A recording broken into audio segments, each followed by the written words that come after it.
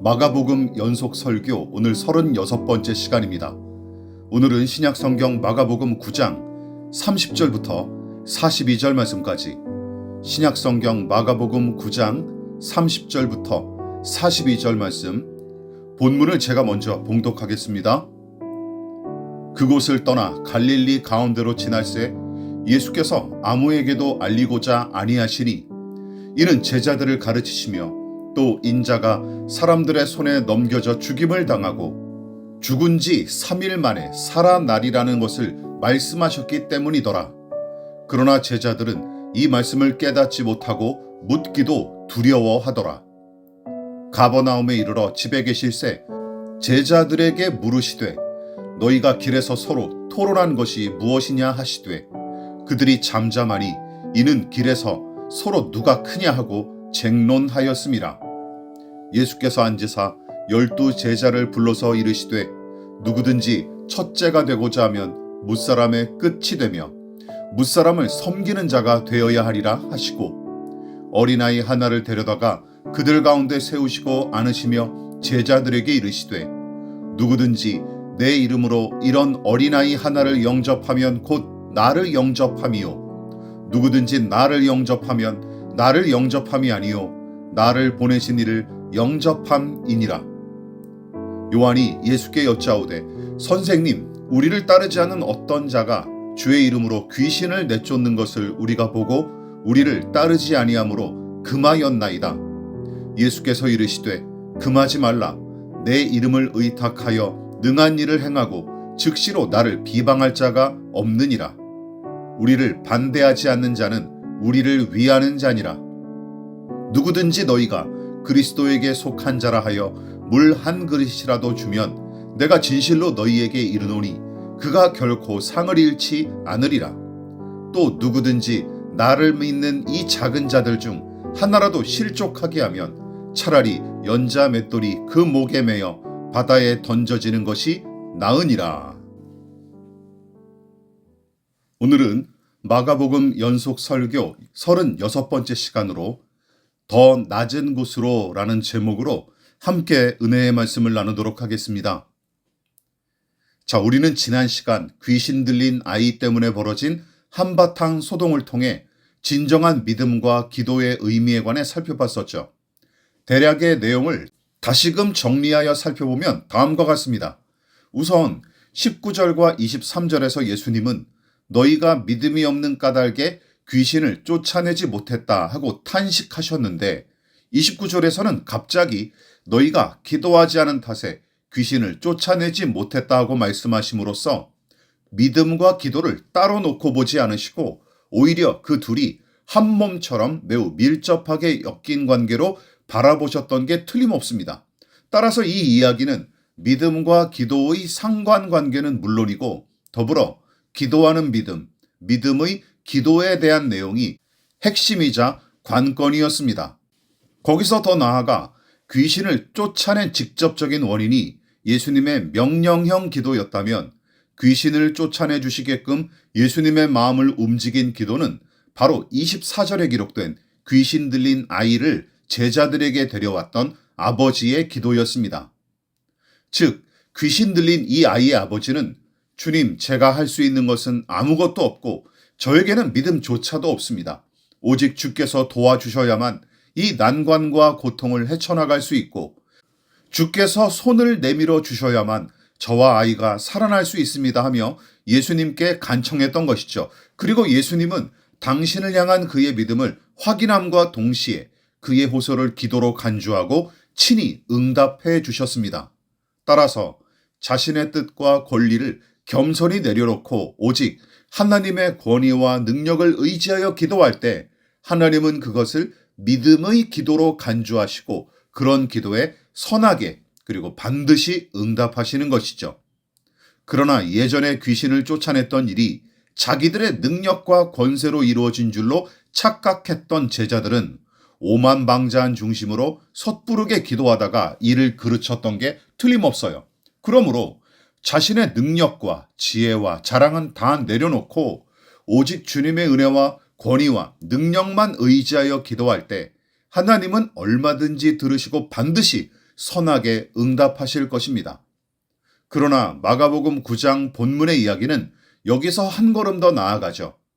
예수님과 제자들은 다시 그곳을 떠나 갈릴리로 이동했고, 이 복음서의 저자인 마가는 예수께서는 이 일이 사람들에게 알려지는 것을 원치 않으셨다 하고 기록했는데, 31절은 그 이유에 관해 인자가 사람들의 손에 넘겨지고 사람들이 그를 죽이고 또한 그가 죽임을 당하고 나서 사흘 뒤에 살아날 것이라고 그들에게 말씀하셨기 때문이다 하고 설명하고 있습니다.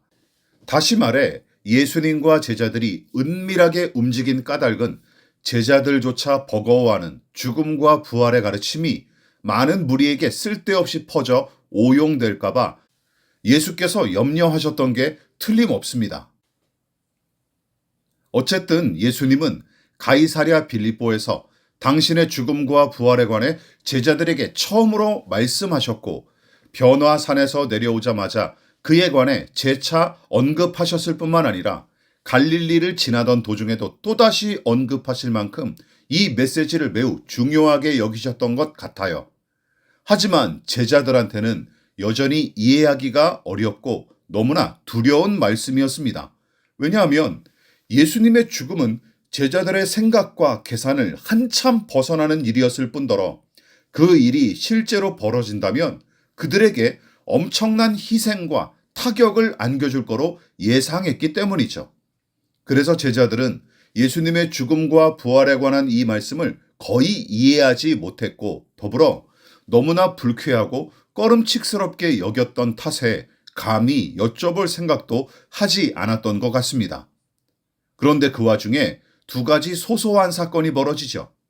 하나는 길 가던 도중 제자들끼리 우리 중에 누가 제일 잘났냐 하는 문제를 놓고 말다툼이 벌어진 것이었습니다. 한심하기 짝이 없는 제자들 아닙니까? 당신의 고난과 죽음에 관해 예고하신 예수님의 심정은 아랑곳하지 않은 채 도리어 우리 중에 누가 제일인가, 누가 가장 훌륭하고 뛰어난가 하는 문제로 침을 튀기며 말다툼하는 꼬락서니가 철딱서니 없는 아이들끼리 치고박는 모습 못지않아 보이기 때문이죠.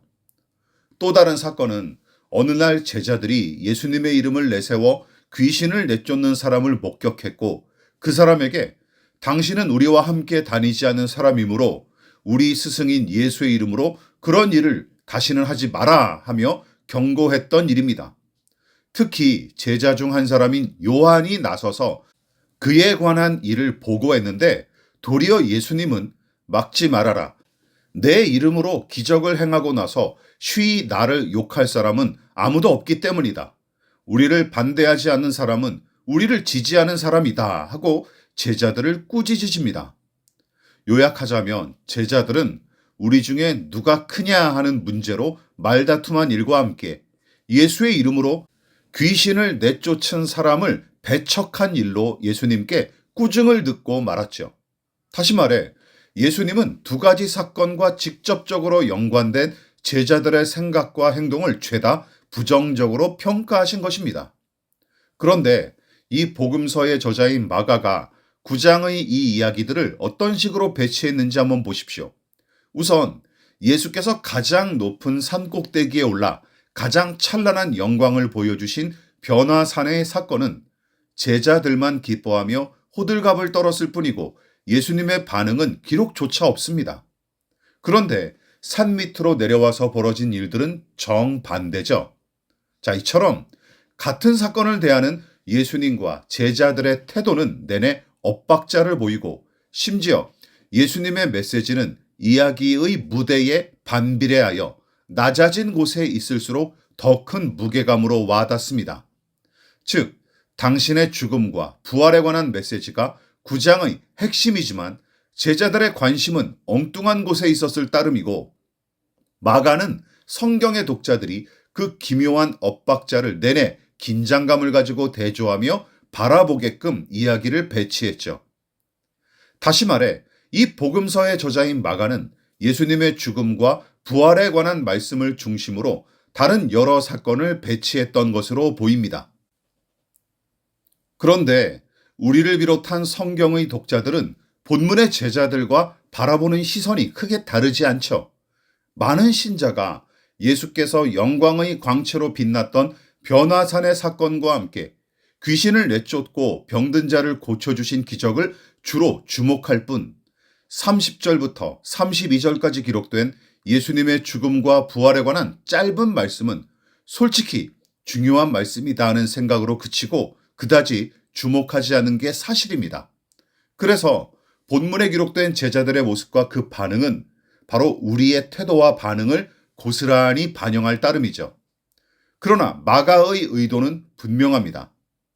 마가는 예수님의 고난과 죽음에 관한 말씀을 가장 중요하게 여겼고 더불어 그 말씀을 통해 다른 사건들을 바라보게끔 의도하고 있음이 틀림없어요. 자, 그렇다면 제자들끼리 서로 다툰 일과 귀신을 쫓아낸 사람을 배척한 일은 예수님의 죽음과 부활에 관한 메시지와 어떤 연관이 있을까요? 자, 우선 누가 제일 잘났고 가장 높은가 하고 말다툼했던 사건을 주목하십시오.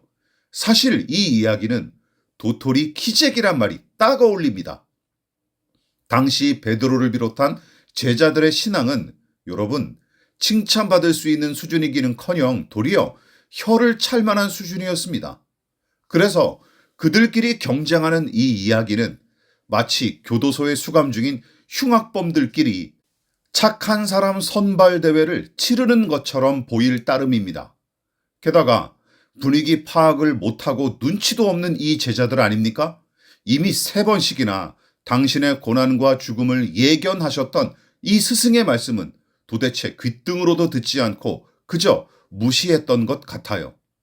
그래서 예수님은 무슨 일로 말다툼하느냐 하고 물으셨으며 그제서야 염치 없는 짓을 저지른 줄로 깨달았던 제자들은 그나마 민망한 마음으로 아무런 대답을 하지 못했던 것입니다. 당연하죠. 예수님을 통해 한몫 단단히 잡고 싶었던 마음을 들켜버렸기 때문이에요. 그래서 말씀에 대한 이해가 부족하고 인격적으로 조금 모자랐을지언정 그래도 양심의 가책을 느꼈기에 누가 잘났는지 다툰 일을 부끄러워할 수 있었던 것입니다. 그렇다면 예수님은 그들을 어떻게 훈계하셨습니까? 35절과 37절을 보십시다. 누구든지 첫째가 되고자 하면 무사람의 끝이 되며 무사람을 섬기는 자가 되어야 하리라. 누구든지 내 이름으로 이런 어린아이 하나를 영접하면 곧 나를 영접함이요. 누구든지 나를 영접하면 나를 영접함이 아니요 나를 보내신 이를 영접함이니라. 무슨 뜻입니까? 첫째가 되기 위해서는 선두에 서고 최고가 되기 위해서는 가장 높은 자리를 차지하는 게 세상의 생리이자 이치 아닙니까? 그러나 예수님은 끄트머리에 있는 사람이 첫째가 되고 낮은 자리에 앉은 사람이 으뜸이고 위대한 자다 하고 말씀하신 뒤 제자들 한가운데 어린아이 하나를 세우시더니 그를 끌어안으시고 이런 어린아이 하나를 대접하면 나를 대접한 것으로 치겠다 하며 말씀하시죠. 다 아시다시피 당시 어린이는 여성과 더불어 천하고 열등한 존재로 취급받았던 까닭에 어린이와 여성은 인원을 잴 때도 제외하는 것이 당시에는 자연스러운 관습이자 사회적 통념이었습니다. 따라서 나를 섬기듯이 어린아이를 섬기고 나를 존중하듯 작은 자를 존중하라 하신 이 가르침은 그 자체로 파격적인 일이었습니다.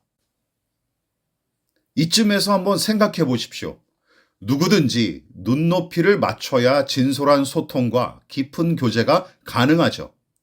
어린아이와 친밀히 교제하기 위해서는 아이의 눈높이와 그 수준에 맞춰야 마땅합니다. 따라서 35절과 37절은 타인을 섬기기 위해 자신을 낮추는 자가 선하고 옳다 하신 말씀이에요. 즉 하나님은 자기를 낮춰 남을 섬기는 사람을 으뜸으로 보시고 하나님 나라에 가장 걸맞은 사람도 섬기는 사람임을 가르치신 것입니다. 자, 그렇다면 이 질문에 한번 대답해 보십시오. 하나님은 어떤 사람을 믿음이 좋은 사람, 훌륭한 신자, 성령으로 충만하고 신령한 사람으로 판가름하실까요? 당시에 열등한 존재로 취급받았던 어린아이조차 소중히 여기는 사람, 그래서 그 아이 앞에 무릎을 꿇고 눈높이를 맞추는 섬김의 사람이 가장 하나님께서 기뻐하고 칭찬하시는 믿음의 사람인 것입니다. 또한 믿음의 사람이 예수님의 이름을 걸고 서 있어야 할 자리도 마찬가지죠. 예수님은 낮고 작은 곳, 소외된 곳, 섬김의 자리를 신자가 서 있어야 할 자리로 말씀하신 것입니다. 더 나아가 그것이 십자가로 향하는 좁은 문, 좁은 길이고 그것이야말로 예수의 제자들이 마땅히 서 있어야 할 자리답다 하는 뜻입니다. 말 그대로 더 낮은 곳에 서 있고 더 낮은 자리를 향해 뚜벅뚜벅 걸어가는 사람, 그리고 낮고 천한 사람들을 기꺼이 환대하고 함께하는 사람, 그가 제대로 하나님을 영접한 사람이고 하나님 보시기에 가장 위대한 일을 감당하는 사람인 것이죠. 다시금 9장 서도의 변화산 이야기로 돌아가 보십시다. 산 꼭대기에서 예수님의 영광과 능력과 권위가 한껏 드러난 기적을 체험했던 제자들, 그 엄청난 기적 앞에 두려워 떠는 와중에도 거기에 내내 머물고 싶은 속내를 감추지 않았던 그들. 그러나 예수님은 그들을 데리고 산 밑으로 내려오신 후 장차 일어나게 될 당신의 고난과 죽음에 관해 말씀하셨습니다. 여러분, 이것이 무엇을 의미합니까? 예수님은 찬란한 영광과 능력으로 충만했던 산 꼭대기에 머물지 않으시고 오히려 귀신 들린 아이와 방황하는 무리가 있는 산 아래로 향하셨는데, 그것은 산 밑에서 일어나는 일들을 더 중요하게 생각하신 예수님의 본심을 매우 분명하게 보여줍니다. 그리고 거기서 더 나아가 당신의 죽음과 부활에 관해 예고하신 말씀은 가장 낮고 천한 십자가의 자리가 내가 걸어가고 최종적으로 서 있어야 할 자리다 하는 선포인 셈이죠. 또한 지난 설교에서 살펴봤던 믿음의 기도에 관한 내용도 마찬가지입니다. 믿음과 기도는 모두 자기 부정과 낮아짐을 전제합니다. 여러분, 믿음이란 무엇입니까? 자신의 무능함과 부패함을 알고 하나님의 능력과 은혜를 의지하는 것입니다. 그래서 자기를 부정하고 하나님만 의지하는 것, 자신을 낮추고 하나님을 높이는 것, 그것이 믿음입니다. 그리고 그 믿음을 바탕으로 아뢰는 것이 바로 믿음의 기도이죠. 그래서 예수의 제자, 참된 신자는 겸손과 섬김으로 나타나고 증명되기 마련이에요. 그러므로 누군가의 믿음과 경건에 관해 알고 싶거나 판가름하고 싶으십니까? 그렇다면 이렇게 질문을 던져보십시오. 누구를 만나든지 겸손한가? 그 누구보다 앞장서서 섬기는가? 낮고 천한 곳에 시선을 두고 가난하고 약한 자들과 기꺼이 함께 하는가? 그러나 아쉬운 점이 한 가지 있습니다. 오늘날 그리스도인들은 산 꼭대기에 머물러 영광과 권능만 원하고 산 밑으로 절대 내려가지 않으려는 제자들과 다르지 않기 때문이죠. 믿음의 기도와 그 정신을 깡그리 잊은 채 그저 불신자들의 멱살을 잡고 논쟁이나 일삼는 제자들, 누가 더 힘세고 잘났는지, 누가 더 높은지 따지기 위해 까치발을 세우고 다른 사람 위에 군림하기 위해 발버둥치는 제자들, 낮고 천하고 소외된 곳에서 고통당하는 사람들에 관해 관심조차 없을 뿐더러 방황하는 불신 영혼들을 향해 교만한 태도로 정죄의 화살만 날리는 제자들의 모습이 오늘날 목사들과 신자들을 통해 그대로 재현되고 있는 우리네 현실을 보십시오. 기도도 마찬가지입니다. 더 많이 얻고 더 높은 자리에 오르며 더 찬란하게 빛나는 것, 또한 세상을 주무르는 더 강한 권세를 얻는 게 대부분 교회의 기도 제목 아닙니까? 게다가 교회마다 매년 내세우는 표어를 한번 훑어보십시오. 전도와 선교를 빙자하여 노골적으로 교인과 소모임 숫자를 표어로 내걸고 심지어 예배당 건축과 부지 확보가 지상 명령인 것처럼 둔갑시키는 교회. 그래서 예배의 공동체인지 보험회사인지 영업사원인지 사역자인지 도무지 분간할 수 없는 교회나 선교단체는 이미 하나님의 집으로서 가치를 상실한 곳으로 봐도 무방합니다. 심지어 부흥, 비전, 성령 충만 등도 세속적인 목적을 그럴듯하게 감추는 포장용 단어로 전락한 지 이미 오래입니다. 오래전에 탄핵당한 박근혜 전 대통령을 꼭두각시처럼 조종하여 전방위적인 국정농단을 저질렀던 최순실 씨는 개신교회에도 출석하면서 신자인 것처럼 행세하기 일쑤였는데, 최근에 내란죄로 판결을 받은 윤석열 전 대통령의 부인인 김건희 씨와 마찬가지로 교회만 다닌 게 아니라 절에도 기웃거렸고 주로 무당을 찾아간 걸로 알려져 있습니다. 어쨌든 몇몇 교회를 다니면서 큰 액수의 헌금을 갖다 바치고 담임 목사를 극진히 대접했기에 교회와 신자들이 매우 반기면서 맹목적으로 떠받들기도 했던 것이죠. 게다가 그녀의 수종 노릇을 감당했던 차은택 씨는 더 독실한 신앙인으로 알려졌는데, 2012년 4월 16일 CBS 새롭게 하소서에 출연하여 학교에 안 가는 경우는 있어도 교회는 안 빠졌다, 교회에 빠지면 불안해져서 꼭 출석한다 하고 간증했었습니다. 또한 평소에는 주로 크게 쓰임받게 해주소서, 솔로몬과 같은 지혜를 주소서 하고 기도했으며, 사시사철 아침마다 찬물로 샤워한 뒤에는 매번 무릎을 꿇고 좀 더 크게 쓰임받게 해주십시오 하며 기도한 거로 간증했었습니다. 특히 개신교회가 지난 계엄과 내란을 거치며 사회적 물의를 일으킨 극우 세력의 선봉에 선 것을 돌이켜 생각해 보십시오. 그 원인과 이유를 여러 가지로 들 수 있겠지만 그중 한 가지는 분명합니다. 변화산의 영광과 능력과 찬란함만 바랐을 뿐 예수님을 따라 산 밑으로는 내려가지 않았기 때문입니다. 또한 자기를 부인하고 자기 십자가를 짊어져 본 적도 없기 때문이죠. 말씀을 마무리하도록 하겠습니다.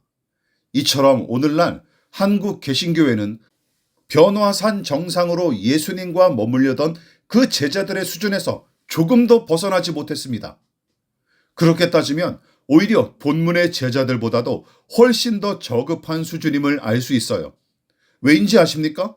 제자들은 산 아래로 내려가자 하며 재촉하신 예수님의 말씀에 순종했고, 그곳에서 시행착오를 여러 번 몸소 겪었을지언정 결국은 예수님과 함께 했기 때문이죠. 그러나 오늘날 개신교회 신자들은 내려가자 하는 주님의 말씀을 귓등으로도 안 듣고 계속해서 산 꼭대기 위에 머물거나 그 위로 다시 올라가기 위해 몸부림치고 있을 따름입니다. 더 높고 크고 찬란한 곳으로 가기만 바랄 뿐 더 낮고 작은 곳을 향해서는 한 발짝도 내딛지 않습니다. 그래서 입으로는 십자가의 길, 순교자의 삶을 고백하며 노래하지만 정작은 변화산 정상의 영광과 능력만 바라고 안주할 따름이죠. 그래서 큰 소리로 자주 기도할지라도 믿음의 기도를 찾아보기 힘든 게 우리네 현실입니다. 당연하죠. 기도한답시고 부르짖는 내용이 대부분 더 높이, 더 많이, 더 크게, 더 빛나게 밖에 없기 때문입니다. 본문을 보십시오. 더 낮은 곳으로 향하신 예수님, 낮고 천한 죄인을 섬기기 위해 더 낮은 모습으로 서신 예수님, 급기야 제자들의 발을 씻기면서까지 섬김의 도를 몸소 보여주신 예수님을 보십시오. 요한복음 13장 14절입니다. 내가 주와 또는 선생이 되어 너희 발을 씻었으니 너희도 서로 발을 씻어주는 것이 옳으니라. 당시에 손님의 발을 씻기는 일은 그 집의 노예가 담당한 일이었습니다. 이처럼 제자들 앞에 발 씻기는 노예로서 무릎을 꿇으셨던 예수님은 그 다음 날에 가장 낮고 천한 십자가에 못 박혀 죽임을 당하시죠. 그러므로 이제 우리는 이렇게 자문해 봐야 마땅합니다. 우리는 예수님을 본받고 있는가? 낮은 자로서 겸손히 행하는가? 우리의 시선은 낮고 천한 곳을 향하는가? 더 낮은 곳을 향해 기꺼이 걷고 있는가? 저 높은 곳을 향하여 날마다 나아갑니다 하는 찬송가는 여러분, 세상의 성공과 승진을 염원하는 응원가가 절대 아닙니다. 이 산지를 내게 주소서라는 복음성가도 마찬가지죠. 땅 투기를 부추기는 노래로 들을까봐 겁이 납니다. 교회와 신자들의 목표는 산 꼭대기가 아닙니다. 오히려 산 아래를 향하는 사람이 가장 예수를 닮은 사람이죠. 또한 어린아이를 안아주신 예수님처럼 낮은 곳에서 낮은 자들을 끌어안을 수 있는 신자와 교회가 하나님의 마음에 합한 신자이자 믿음의 온전한 공동체임을 명심하십시다. 그리스도의 몸인 교회와 그 지체인 우리가 예수님을 가장 많이 닮아갈 수 있기를 진심으로 기원합니다.